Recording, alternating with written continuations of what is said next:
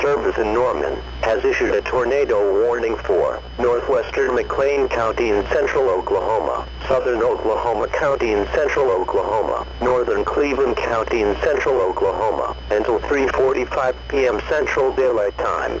At 2:59 p.m. Central Daylight Time, National Weather Service meteorologists and storm spotters were tracking a large and extremely dangerous tornado near Newcastle.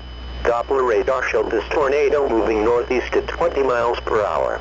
This is a tornado emergency for more in South Oklahoma City.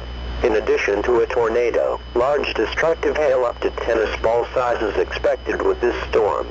Locations impacted include Midwest City, Moore, Newcastle, Stanley Draper Lake, Tinker Air Force Base and Valley Brook. This is an extremely dangerous and life-threatening situation. If you cannot get underground, go to a storm shelter or an interior room of a sturdy building now. Take cover now in a storm shelter or an interior room of a sturdy building.